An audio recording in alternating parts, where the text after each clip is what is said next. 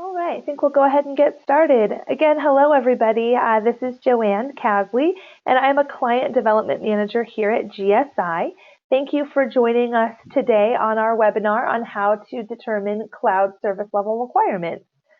I'm very pleased to introduce our presenter for today's webcast, John Bassett. John is our Executive Vice President of Managed Services as well as Chief Technology Officer here at GSI, and he's also one of our co-founders.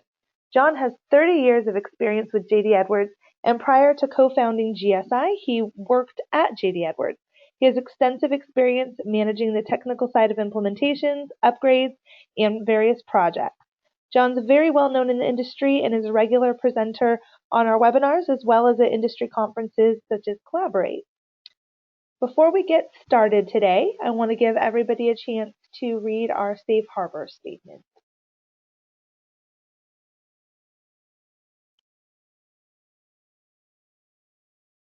Okay, and now for a quick overview of the agenda for today's webcast, which should last about 45 to 55 minutes. First, we'll go over a couple of quick housekeeping items. Then I'll provide a brief company overview before turning it over to John for the main presentation. And then at the end of the presentation, we'll go over our upcoming educational events and wrap up with a Q&A session. If you would like to submit a question during the presentation, you can do so through the questions panel, which is located at the bottom of the GoToWebinar console window, which should be on the right side of your screen now. Please note that we do address all questions at the end of the presentation in the Q&A session. If you would like to minimize your GoToWebinar console during the presentation, just click that red right-facing arrow at the top left of the console. And now for a brief overview of GSI for those of you joining us for the first time. GSI is a full-service cloud project consulting and managed services organization that was founded in 2004, and we now have offices nationwide with a global reach. GSI is an Oracle Platinum Partner, NetSuite Certified Solution Provider, Salesforce Consulting Partner, and MSP Partner for several cloud and hosting services. We are also a founding member of the JD Edwards Global Alliance. GSI specializes in software implementations, project and business consulting, managed services, and cloud and hosting services. And all of our services are backed with our 100% guarantee. We are also a forward-thinking product development company that has many popular products, including Genius for advanced monitoring and performance analytics, Genesis for load, stress, and regression testing for system design, validation, or expansion. Both of these solutions can be used with any web-based business-critical system. G Shield, GSI's two-factor authentication and password reset solution for JD Edwards. Rapid Reconciler, which is GSI's Oracle validated tool for inventory in transit and received not vouchered reconciliation. Rapid Reconciler can be used with any version of JD Edwards World or Enterprise One. And finally, we have Rapid Approval, which is an enhanced user experience for Salesforce, making it easier to process a high volume of workflow approval requests and time and expense approvals. And with that, I would like to hand things over to John for the main presentation. Okay, thank you. Let's see, it's going to take me a second to turn things over. How are you doing today? Good, good. Monday. Monday. Kicking the week off well. Yes. All right, can you see my screen okay? Yes, I can now. Okay, you can see definitions? No, it's there. It's just the how to determine cloud. Yep, now we're on the right page. All right, I'll get started. Thank you. Thanks for joining, everybody. Today's topic is about understanding terms and processes for determining service level requirements. So I'm going to spend a little bit of time just going over some definitions with you, and then we'll talk about how you can go about establishing an RPO, RTO, and also talk a little bit about business continuity. So this particular webcast is going to concentrate on business continuity, RTO, RPO. I don't get into too great a detail on backups or high availability, nor do we get into the guts of DR planning, because that of course can take weeks and weeks and weeks. But what I'm trying to do is help you get started.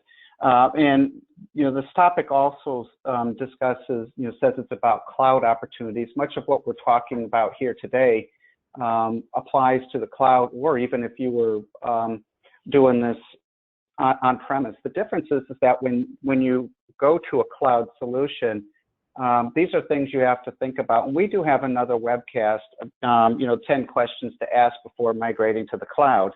And RPO and RTO come up. DR, business continuity, are definitely questions you have to discuss. So we're kind of extending that series and going a little more into detail on how do you figure out your RTO and RPO.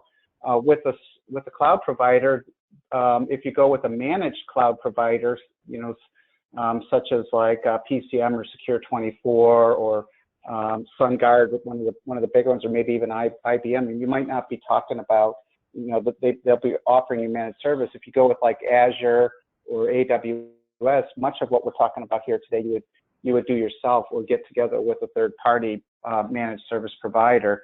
But you get those contracts in place up front. You have business uptime, business continuity, RPO, RTO, and those are put into a contract, which you may not necessarily do if you're internal. And we are differentiating between business continuity and disaster recovery. Today's webcast may get a little boring because I'm going to be doing a lot of reading, but I hope that you'll come away with a couple of things. You'll understand how to get started with the business continuity plan.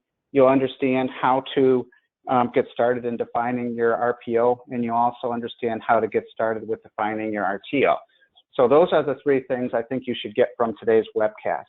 So business continuity is the planning and preparation to ensure that your organization can continue to operate in case of serious incidents or disasters, and that you are able to recover to an operational state in a reasonably short period of time.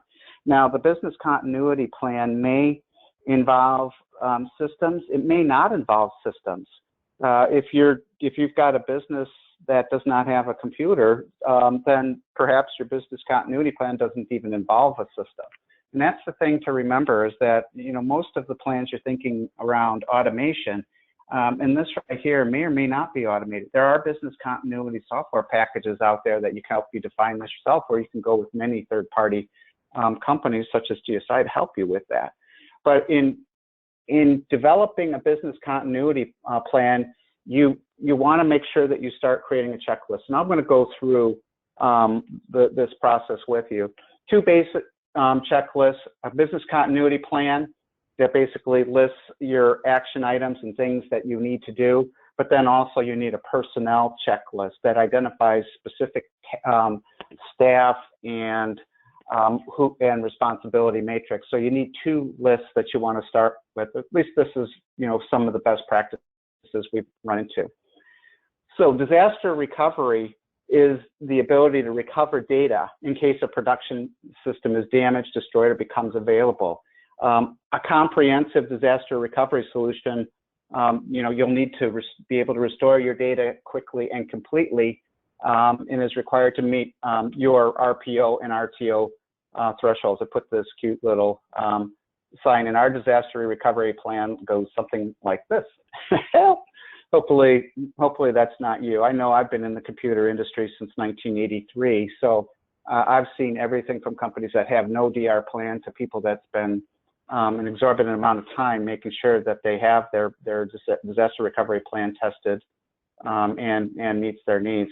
And recently, in the last 10 years, working with cloud providers that do this for a living, they have experts that do this and following through with the annual or biannual or quarterly DR tests.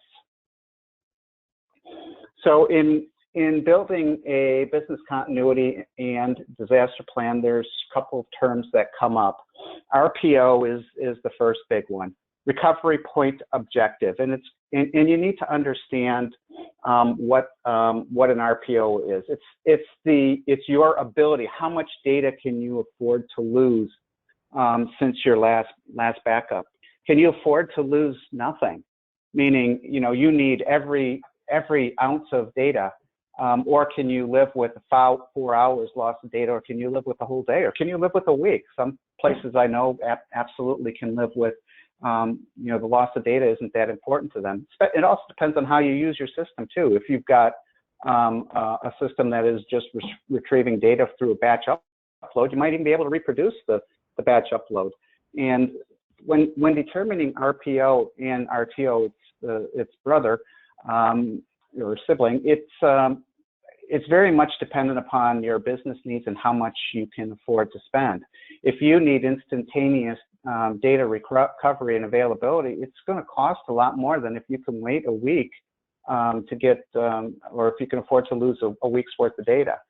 So it's how much data can you afford to lose. Now, keep in mind, it's very difficult to establish an RPO where you lose absolutely nothing. At the very least, if somebody's midstream entering a transaction, let's say you're doing a sales order into your system, and you've started creating a header and you've entered 5 or 6 line items, and the disaster occurs at that point in time, it's very expensive and costly to get it so that you can recover to that in mid-transaction state. At the very least, you're going to want to assess the cost of going to the last order that person had worked on, and add that all together with all of the other people using the system. You can see how complicated it can begin. So you need to talk to the business. You need to see how much data you can lose. And I'm going to talk more about this down later in our session. I go a little more deep on how to determine an RPO. And a couple of key points is that an RPO of 30 seconds and having it and saying that's what you need and achieving it are two very different things and cost a lot of money. And also you may find that over time your RPO can change. What might not be feasible today, tomorrow the technology might change and you might be able to adapt. Synchronization software can improve. Network bandwidth speeds improve over time. RTO is the recovery time objective, and that's the threshold for how quickly you need to have the application restored. Some people have a very tight RPO. They can't afford to lose any data, but they can afford to be down for a half a day or so while the system is being rebuilt. So this is the time element. How long can you afford to be up and running? A couple of examples, maybe 4 hours to 8 hours or the next business day is tolerable for email systems. It determines how long it takes you to provision servers, networking resources, et cetera. And I'm going to talk more about some of the gotchas in coming up with aggressive RPO and RTOs. Again, it's a target. In the event of a major outage on a production box, you state your goals for restarting the system on a backup machine or partition. If you designate an RTO of 2 hours, your goal is to restore service within 2 hours in the event that the production system failure. Sometimes it even takes you longer than that to declare a disaster, and I'm going to talk more about that in a little bit. Again, your RTO can vary based on the type of VR solution that you're using.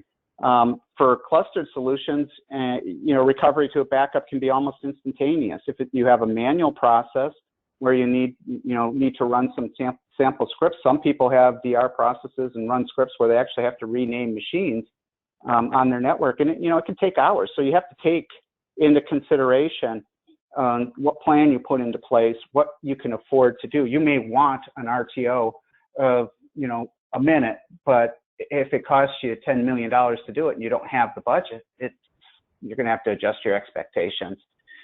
Again, the RTO is a business decision that will, it'll affect your choice. So choosing the right combination of tools and price tag to meet your RPO and RTO is probably one of your most critical decisions that you need to protect your business. So if you're new to disaster recovery business continuity, RPO, RTO are two terms you should study and understand and start documenting with your business what are your true needs. One of the tools available to you in in your DR business continuity is your backups, and that's keeping your data safe, either on an offline or online location. Most cloud services, such as Azure, Amazon, tape backups are becoming a thing of the past. You may have business requirements that state that you need to retain offsite tape backups for 7 years, but it's time for you to reassess what those requirements mean, and is an online solution at a provider like Oracle or Amazon going to be sufficient in today's times, based on their triple, quadruple, quintuple data redundancy and data center failovers. Online backups could very well meet the needs of your company, but those are things for you to consider. Is a tape backup good enough for you? Is it even available to the solution that you're looking to provide? Do you have to spend extra money to buy a tape backup to provide those backups in a cloud scenario? It could be, and it could be expensive, and it could be time consuming. So, in determining a backup strategy, recovery point objective is more important than recovery time objective, because you're just talking about preservation of your data and how much you have to go back. If you're using an Oracle database, you've got archive logs for incremental transactions. So you have certain tapes that you back up using the RMAN or another solution, and then you have the archive logs that you play back and restore your database to a very close, as close to your RPO as possible. Another element in determining another tool available to you in designing your system is high availability. That's effectively, think of creating a redundant system. So perhaps you use a web server to get into your SAP application, and you have a single server, and if it goes down and the database goes down, you're down. But if you develop a high availability solution, you could have you'll have multiple servers accomplishing the same task. So you have a database server, an enterprise application server, and a web server, but you'll have that in some increment, like let's say double the number of servers. So you'll have 2 servers.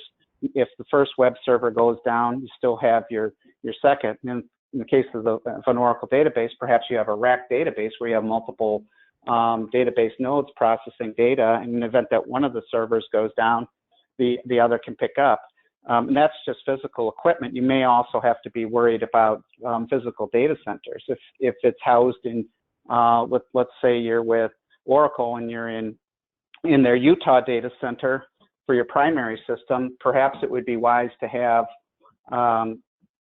your secondary redundant system sitting in, let's say, Chicago.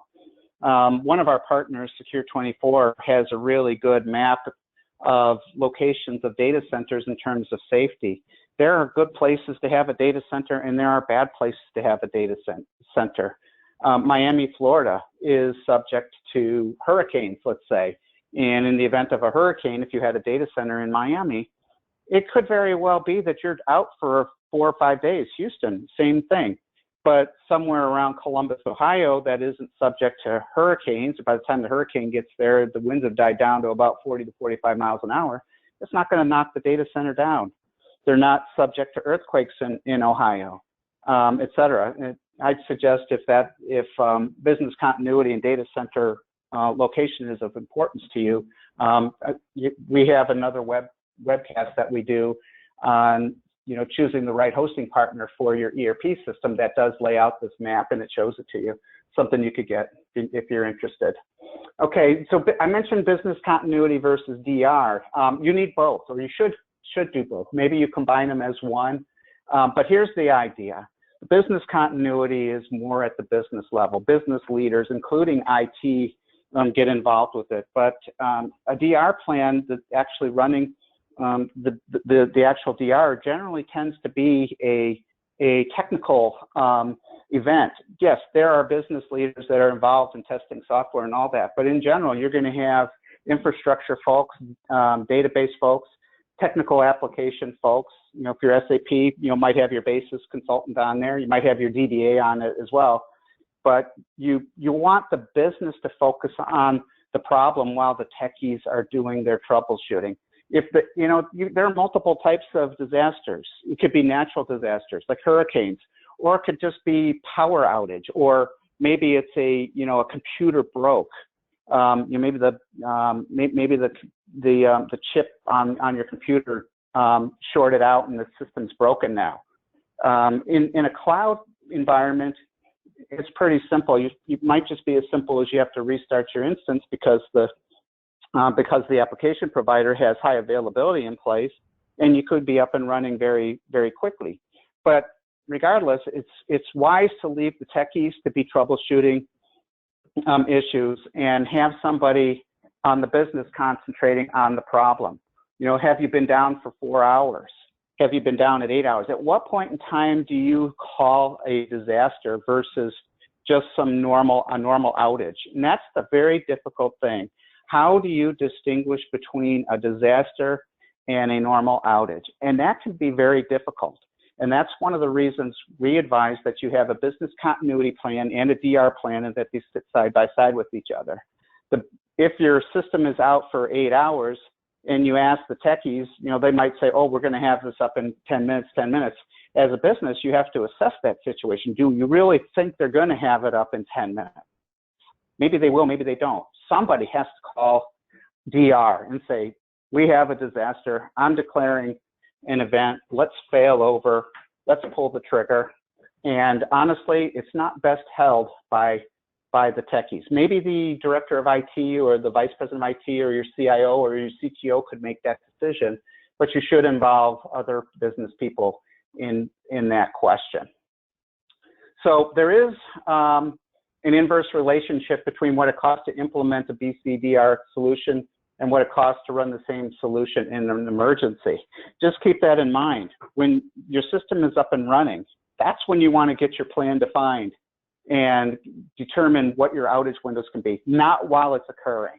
That's going to cause a lot of stress. You need to plan this ahead of time. You need to test this. You need to schedule tests. And keep in mind, the less expensive the solution, the more expensive it will be to implement a system in an emergency. If you're just doing a tape backup and that's your DR solution, then you have to understand at the point you call DR, something's going to happen. You may need to recover tapes from a backup location and have it restored to a new system. It may not be so easy to get it up and running. If you're a tape-only DR solution, just keep in mind, it's probably going to be 24 hours at the very minimum before you're back up and running. But it's also a very low-cost solution. Tapes aren't all that expensive. Tape devices in general aren't that expensive in terms of the cost of the entire system. It is a very effective solution, and if your RTO is over 24 hours, it could very well be a good solution for you. So keep in mind, if you have some of the newer technology, like VMware is revolutionized DR. I love the virtualization either through VMware or Hyper-V or Oracle Virtual Machine if you're an Oracle shop. And a lot of the virtualization available to the hosting companies are extremely useful for creating DR solutions because you can replicate your virtual images. There's tools like Zerto that allow you to replicate those images.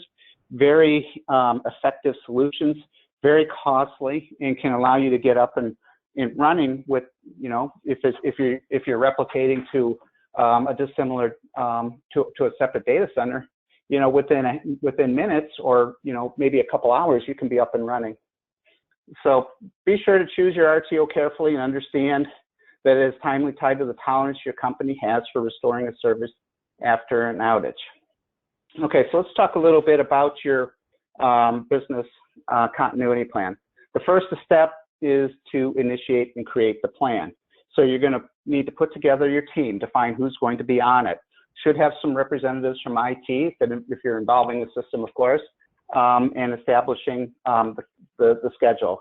Should include items needed like resources such as acquiring computers, and there is BCP software available as well. If you want to automate your BCP process, you can do so.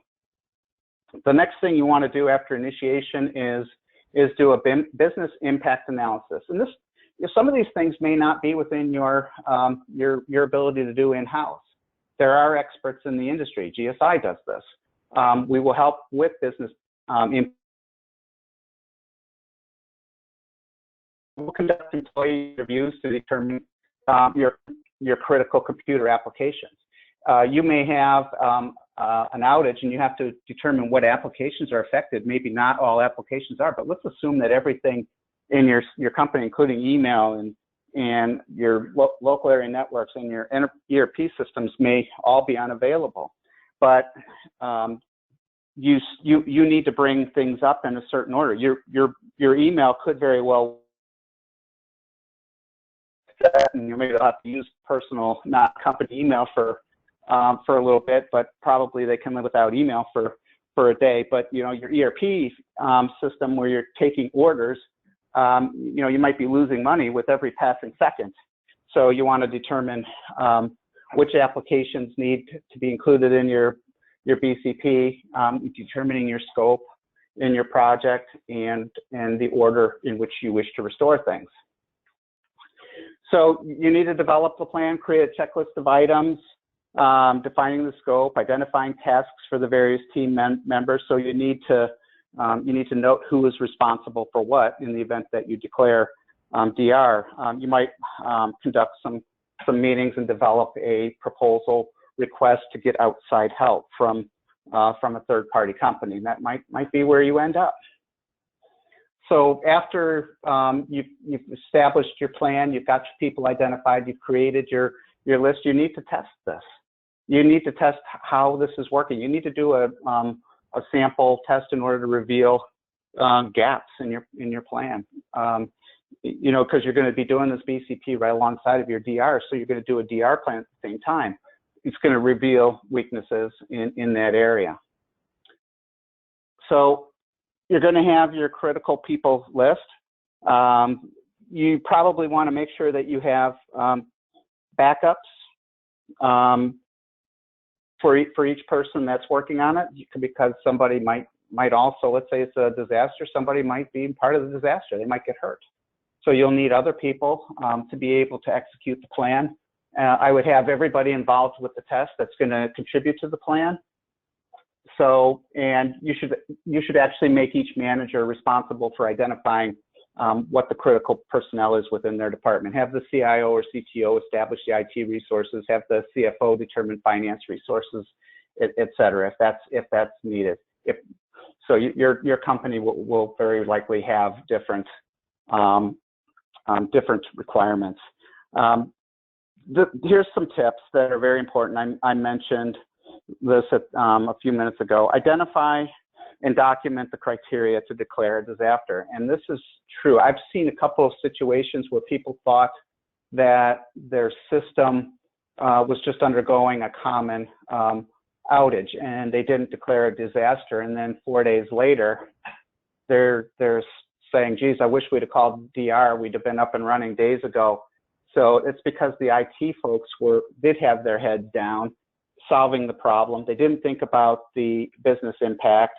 And if they'd had a DR plan in place and they had a business continuity plan, they probably would have declared an actual disaster sooner in the process and would have been up and operational faster. And also, not only declaring DR and moving to DR, you also, as a part of your DR plan, you need to have system recovery. How do you start creating transactions in your new system? How do you get back to the old system? And once services are restored, everybody willing that you can get your system restored in the proper spot. Hopefully, the disaster doesn't destroy things permanently. So, also think about how to handle partial outages. That's a key that I think a lot of people forget. Perhaps you have a network disaster. And you can get everything up and running, but let's say, email. How do you deal with that? So think about, and maybe this is a secondary item to a full DR, but also consider in the process how to do, just a partial outage. So maybe a single important site is out, maybe a single person is out. Think of that as well. So one of the things that we said we were going to do at the top of the hour was tell you how to create a business continuity plan, but also help you establishing an RTO. I hope you like my cute little sign. I think RTO was the name of a record company, and they might still be in business. RTO is a goal or an ideal time in which you need a specific function or service to be available following an interruption. It's the maximum amount of time before an organization is negatively impacted by the interruption of its core businesses. You need to think about this at the business level as well as the system level. So, and also to say that you need to really evaluate whether 0 seconds is too much, or 1 second is too much. You really need to assess that. If people were without the system for 2 hours, is that going to harm the business? It could, but the real question is what is the real impact before financial loss starts to occur? So in establishing an RTO, you've got to gather data from various areas within the business to draw up some kind of conclusions. What kind of losses? If your system is down, how much is that costing you per hour, or however you calculate that? In some cases, if you're, let's say you're taking orders and you're still able to ship a product while the system is out, it may not be an actual disaster that needs to be too worried. You're still going to be taking orders. Maybe you're going to be jotting them down on paper while the system is recovering. So it's possible that you don't, or that you need to be a little bit more careful and understanding. So, but when you're doing your business impact analysis, and you need to do this as part of your BCP, you should address the following items. What does the business unit do? So you want to create a list of various functions or processes for which the business unit is responsible. So you need to look at generation, revenue generation activities. If you're a manufacturing company, are you able to still build and or ship products out the door? If you are not, then your system is down, and you need to, or then your outage is affecting you financially, and you need to note what that is. What processes are not going to be functioning at not just your specific business unit, but maybe you have multiple business units. So you need to do this for every business unit. So you're going to determine your financial or tangible losses that the outage can cause, lost revenue, salaries paid to idle workers, etc., negative public impact, stock value depreciate, going out, losing product, those types of things that you need to talk about. You also need to think about your critical business cycles. What's the worst possible time? If you're, let's say you're like a major clothing distributor, you're going to have big business at Christmas time. It'd make a big difference in November or December than it would be, let's say, February. So you need to be prepared to notice what are your critical cycles in your business process and determining your RTO. So you ought to keep about any dependencies and other business functions, and also look if a particular application might affect other areas of your business as well. You need to look to see if there are any workarounds. I put this nice logo here, Plan B. Yeah, what is your Plan B? If your system is down and your business is being impacted, let's say your Plan B is to write things down on a piece of paper, and you start getting phone calls for orders, starting to sell new products. But could you survive with that, or do you truly need your system? Might allow you to buy you some time, allowing you for a longer recovery time objective. The longer of a recovery time you have, the lower the cost of the business continuity solution. So once you've identified the potential losses, the business is in a position to make a decision on what it considers acceptable losses. I think everybody in your company is going to have an opinion. The CIO will probably be a little more objective because it's his department, his people. It's like, well, he probably is going to understand that, you know, a zero RTO is going to cost the company so much money that it's not feasible.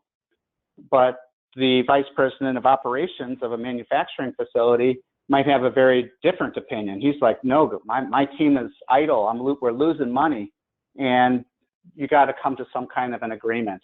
Is a 1 hour RTO acceptable? And that's what you need to do. I have generally found that a recovery time objective of 4 hours is common in the industry. Most businesses can afford to be without their system for 4 hours. Going beyond 4 hours, now you're canceling shifts. People are getting sent home. Salaries and wages are being affected. The ability to ship product is dramatically effective. Others tell me it needs to be 1 hour. So, you know, it depends on what your company is.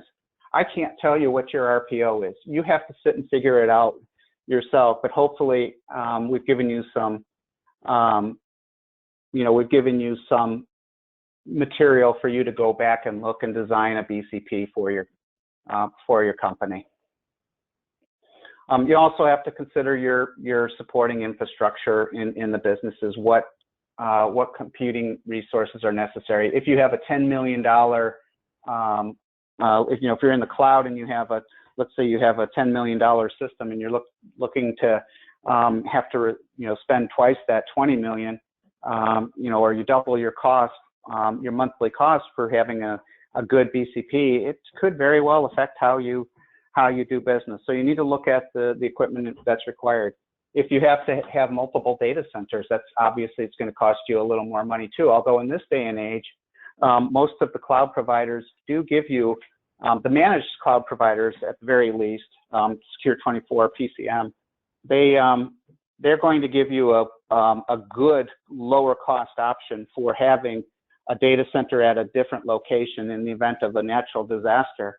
And therefore the costs are coming down for having required equipment. Even if you think it might be too expensive to have a lower RTO, you might want to look into it before you just say 4 hours is fine. You might be able to get 1 hour for the same price.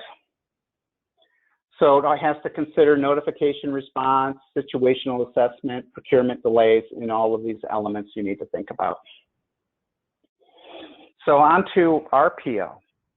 Recovery point objection, and establishing RTO I think is a little easier than RPO.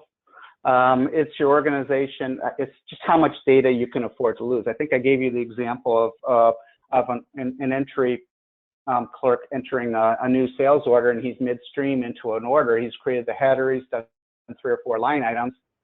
Just imagine you're ordering from Amazon, let's say, and you enter an order and you've ordered 3 or 4 things, and now you're down to your 5th or 6th item and the system dies. Generally speaking, most people can say they can afford to lose that one transaction. And that would, although you specify RPO in terms of time, like you might say recovery point objective, might be 1 hour. It could be a whole day that you can afford to lose, assuming you can recreate the transactions or even have the desire to recreate the transactions.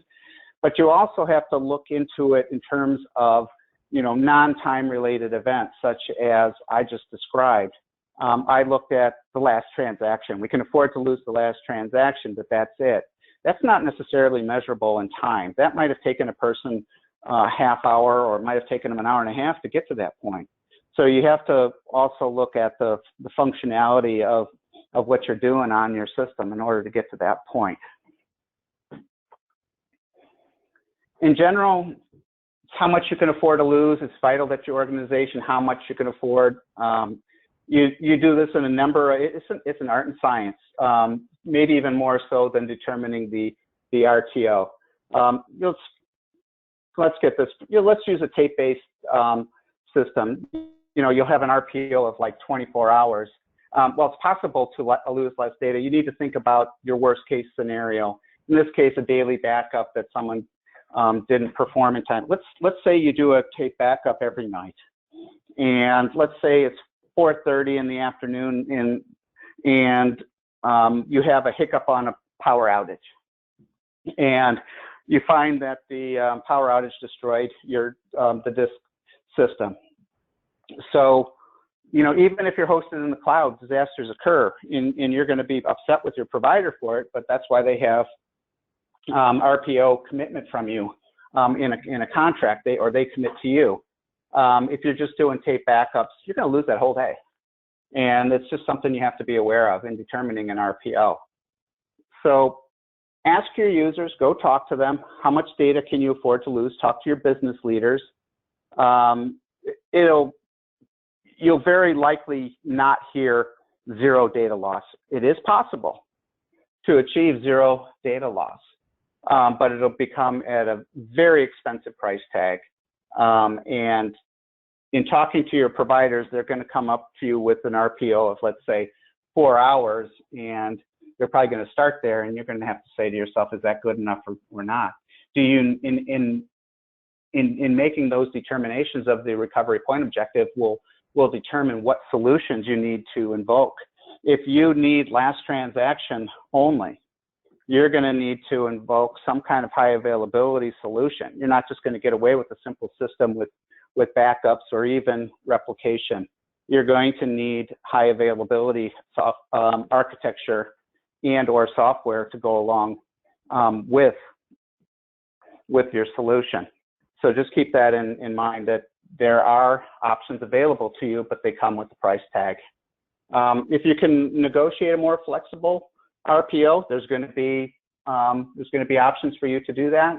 They're going to tell you, if you're designing it yourself, they're going to talk to you about all the various options. You can mix and match them together. I've talked about high availability solutions. Oracle database using RAC is one option. High availability through load balancing is an option for web instances. Many enterprise applications have VR, high availability solutions available to you. And if you go out onto the internet, Amazon Web Services, Azure, they all have really good documents for doing high availability and backup solutions to match. So RPOs, it is one of the more difficult numbers to properly define and quantify. You have to start somewhere though, and I would probably start with not the last transaction, but maybe go with a few hours and see if the business can tolerate that. So you're going to have to start somewhere. And just keep in mind, the more data you have to preserve, the more money it's going to cost you. So I hope you got out of this with what you needed, determining how to get started with a business continuity plan, defining RPO, defining RTO, and Joanne, it's now back to you and to the question and answer session. All right, thank you so much, John, for a great presentation. And as he said, we're going to go ahead and get moving to the Q&A session in just a minute. So I would encourage anybody to go ahead and submit your questions at this time. This has been part of our ongoing educational webcast series, and I do have the upcoming webinars listed on the screen for you now. If you'd like to sign up for any of those, please go out to www.getgsi.com/webcast. I also want to mention our other educational resources. In addition to the webcast, we also have monthly newsletters, which we call the GSI Insider. They have great content, articles on specific applications, hot topics in the industry, and that kind of thing. Our resource center is where we upload recordings of all of our webcasts. We also have white papers, case studies, and a lot more up on the resource center. Speaking of uploaded webcasts, we will be sending you a link following this webcast with a link to the resource center where you can obtain a PDF copy of the presentation as well as a recording if you would like to watch it again. We also have our workshop series where we travel all over the country, and we've given workshops on cloud migration as well as upgrading to JD Edwards 9.2. All right. And again, if you have any questions, please feel free to submit those now. If you would like, you can also reach out to John or myself directly if you wanted to have a one-on-one conversation. we can go ahead and get that set up for you. All right, I don't see any questions quite yet. John, is there anything that you'd like to add or like to end with? No, I did all the talking, so we don't have any questions. All right. Well, you did such a thorough job. They don't have anything else to ask. So either that or I missed the mark. One of the two. All right. Well, before you exit, we ask that you do complete a short 1-minute survey that will pop up. And if you fill that out for us, you'll go into a drawing to win a $25 Amazon gift card. Again, we thank everybody for attending today. And if there are no questions, it doesn't look like there are. So we'll go ahead and end a little early, give you guys a little time back to your day. So thank you so much, and we hope to see you on a future webcast. Thank you.